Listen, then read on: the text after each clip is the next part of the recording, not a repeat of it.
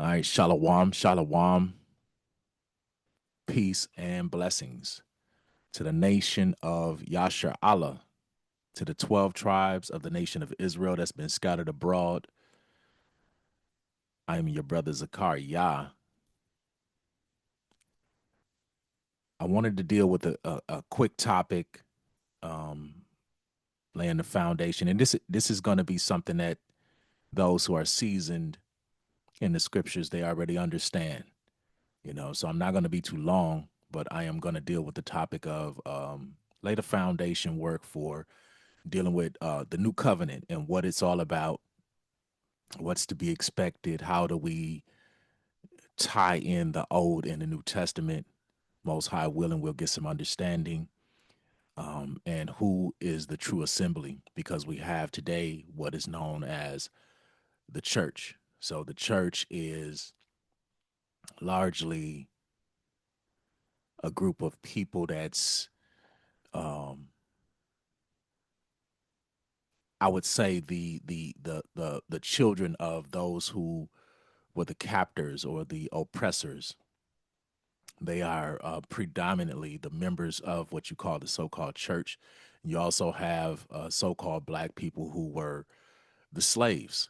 They believe that they can still be a part of the slave master's religion, the slave master's understanding of the scriptures, and they totally reject the notion that the black man is the so-called people of the book or the Hebrew Israelites, and they totally reject that there's any separation. They think that the gospel is for all people. So God is not going to redeem the people that He promised in the scriptures that He would redeem them from the land of their captivity. That's no longer a thing when you deal with mainstream religion. So I just wanted to touch on a few quick scriptures. Hopefully, it's edifying to the lambs, those who are seeking the truth, those who want to understand the Bible. Um, so I want to go into the book of Jeremiah, chapter 30. Now, this chapter here, this chapter is best to read this chapter. So Jeremiah chapter 30 and Jeremiah chapter 31. There's a great harmony as it relates to the old and the new covenant. So the transition from the old to the new covenant, to a new priesthood, to a new order, same laws, but a new order and a new standard of how we do things, because as we're being woken back up to into the truth, we can't do certain things according to the old covenant, like animal sacrifice is no longer required, but there is sacrifices that's required, and that's according to Romans the 12th chapter. We can actually just read it. So Romans chapter 12 and verse 1, it says, I beseech you, and this is the apostle Paul, I beseech you therefore, brethren, by the mercies of God, that ye present your bodies a living sacrifice, holy, acceptable unto God, which is your reasonable service. And be not conformed to this world, but be ye transformed by the renewing of your mind, that ye may prove what is that good and acceptable and perfect will of God. So that ye may prove what is that good and acceptable and perfect will of God. So your body is the sacrifice now. So now, in order to be redeemed under the blood of the Lamb, you have to make your body a living sacrifice, and going into what it means to be acceptable. Well, to be acceptable, you have to be without blemish. You have to be without blemish, and that comes by faith. So we will, and we'll touch on that on another topic. I don't want to get too far off into that. Most High willing, we'll get a chance to go back into that concept and explain what that mean. But I wanted to touch on Jeremiah the 30th chapter and a couple other scriptures, and I won't be too long. I'll keep it short. So Jeremiah chapter 30. And like I say, if you read this full chapter and you read the full chapter of Jeremiah 31, the next chapter over, you will kind of get a picture of the new covenant. So let's just start at verse 1. It says, the word that came to Jeremiah from Yahweh, saying, thus saith Yahweh, the power of Israel, saying, write thee all the words that I have spoken unto thee in the book, for lo, the days come, saith the Lord, that I will bring again the captivity of my people Israel and Judah, saith the Lord. So those who of us are in the know, we understand that there was two houses of Israel, and the two houses were broken up. They split. So you had southern Israel and you had northern Israel. Well, southern Israel is Judah, northern Israel is Ephraim. It says, and I will cause them to return to the land that I gave their fathers, and they shall possess it. These are the words that the Lord spake concerning Israel and concerning Judah. For thus saith the Lord, we have heard a voice of trembling and not of peace. And this is important. So, verse 4 is actually really, really, really important. It says, these are the words which the Lord spake concerning Israel and Judah. So, keep verse 4 in your mind. The words that the Most High spoke to Jeremiah is only concerning Israel and Judah, which is the northern and the southern kingdom. It says, ask ye now and see whether a man doth travail with child. Wherefore do I see every man with his hands on his loins, as a woman in travail, and all faces are turned into paleness. Alas, for that day is great, so that there is none like it. It is even the time of Jacob's trouble, but he shall be saved out of it. For it shall come to pass in that day, saith the Lord of hosts, that I will break his yoke from off thy neck, and I will burst thy bonds, and strangers shall no more serve themselves of him, but they shall serve the Lord their God, and David their king, whom I will raise unto them. And David is going into the Messiah, so he's going to raise up the horn of salvation out of the house of David, you know, according to the to prophecies, that's going to redeem us, and that will be none other than Yahweh Shai, who is commonly known as Jesus Christ in the English. In the English, I deal with the Paleo Hebrew, so I'm going to speak the Paleo Hebrew name, but this is the true Messiah in the scriptures, who they call Jesus Christ. His Hebrew name is Yahweh Shai. So this word here, in verse 7, it says, alas, for that day is great, so that there is none like it. It is even the time of Jacob's trouble, but he shall be saved out of it. He shall be saved out of it. And the word here is Yeshai. So this word here is going into salvation. So when it uses it 149 times for save, is it uses it 15 times for savior, 13 times for deliver, 12 times for help, 5 times for preserved, and 3 times for salvation, avenging, etc., etc., defend, rescue. So when you want to understand salvation, salvation is promised to the nation of Israel and Judah, bringing them back into the covenant once all of the judgments were fulfilled, all of the prophecies were fulfilled, because there were still a lot of prophecies that had to take place even when the Messiah was on the scene. So he came, almost 2,000 years ago to establish a new covenant. Well, that new covenant will take place over a period of time, because judgments had to still go forth. Israel had to still go through the prophecies. They still was a lot of prophecies that still had to be fulfilled even until now. But now is the time of the awakening, where Israel is being brought back to their rightful place.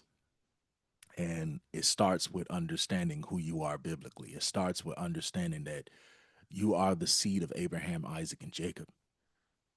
So and take these words and you consume them. So you consume the word, but it says that Israel shall be saved out of it. So let's do a quick cross reference here.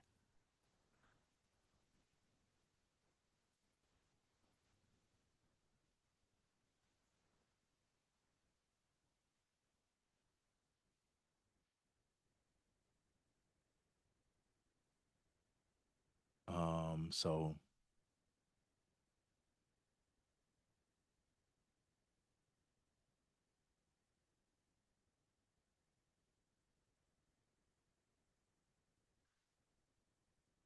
it's a lot of scriptures you can go through on the cross reference. Uh, Isaiah 14:1, for the Lord will have mercy on Jacob and will yet choose Israel and set them in their own land, and strangers shall be joined unto them, and they shall cleave to the house of Jacob.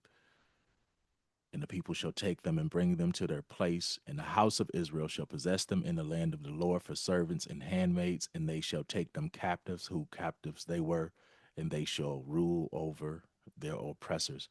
Romans 11:26. And so all Israel shall be saved, as it is written, there shall come out of Sion the deliverer, and shall turn away ungodliness from Jacob. So the Apostle Paul is talking about the grafting in. And when you read Romans, the 11th chapter, read it in full, the grafting in of the strangers or the Gentiles who were Israelites. So they were Israelites, but they were not raised as Israelites. They were raised as Gentiles. They was raised as heathens.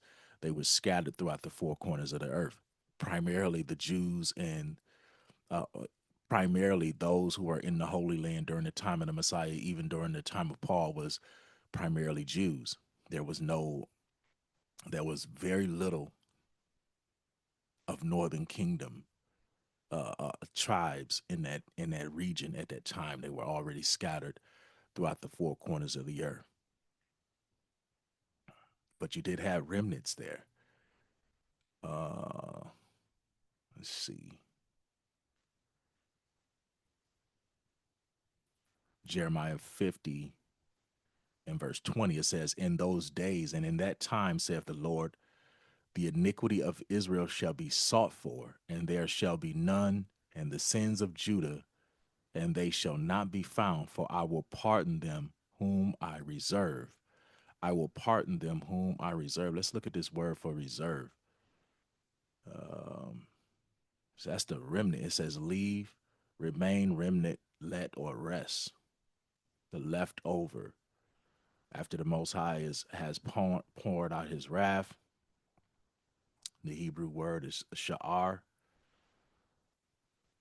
says, I will pardon them whom I reserve.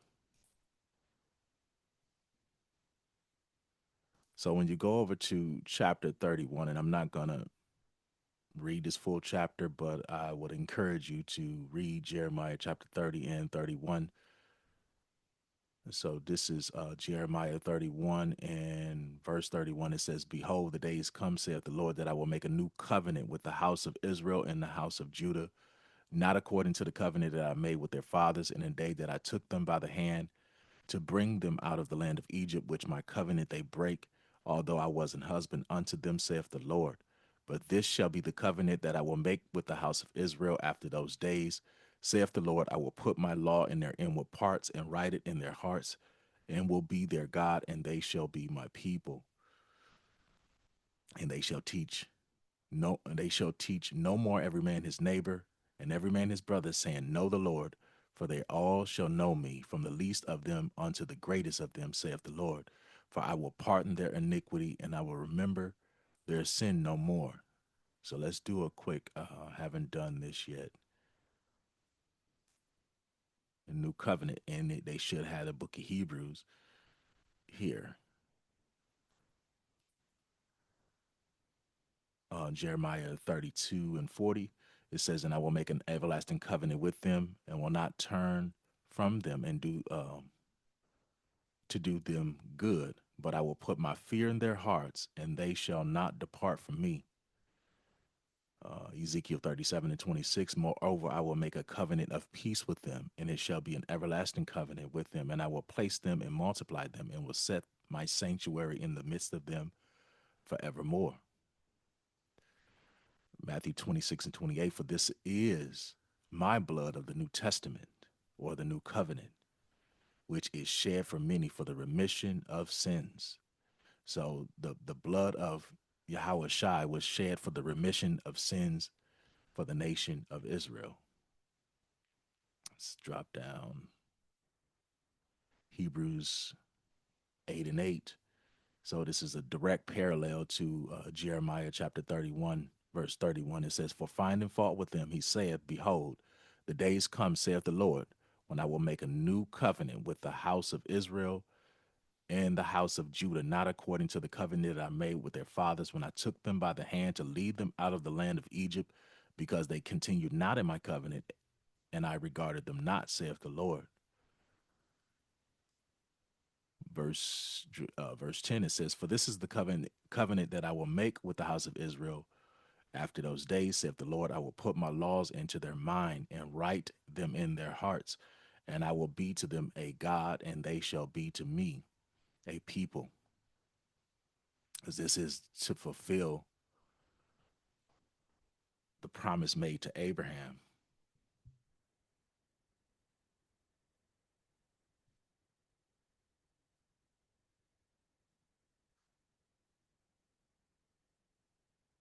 So Genesis chapter 12, verse 2. Verse 1, it says, now the Lord said unto Abram, get thee out of thy country and from thy kindred and from thy father's house unto a land that I will show thee, and I will make of thee a great nation, and I will bless thee, and I will make thy name great, and thou shalt be a blessing. And I will bless them that bless thee, and curse them that curseth thee, and in thee shall all the families of the earth be blessed.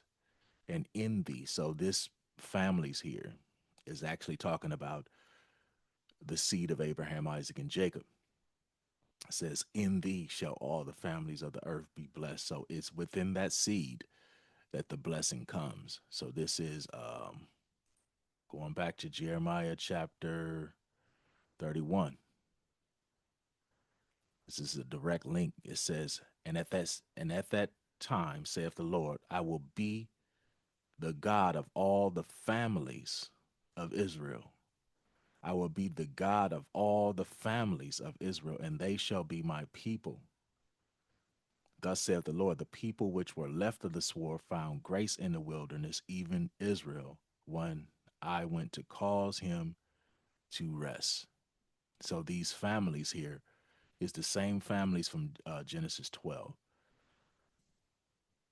They will be scattered throughout all of the nations.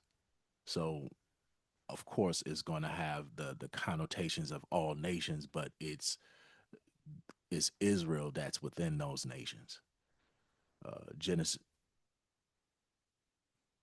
So Genesis chapter 12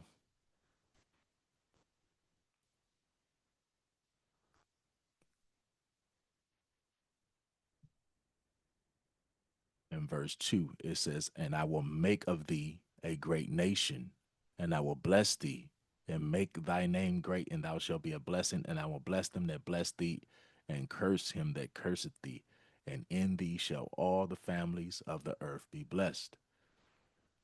So I will leave it there. I'm not going to be too long. So I just wanted to set a foundation to understanding the new covenant, and we'll get into, most high willing, we'll get into the words of the Messiah and what he spoke and what he taught and what was his mission, and going into the Gentiles, going into the Jew and Greek, which is a constant debate among religious people that don't understand the text, going into there's neither Jew nor Greek or the Israel of God, so getting into these topics, because it's very confusing to those who are coming into the faith and they don't really have any understanding.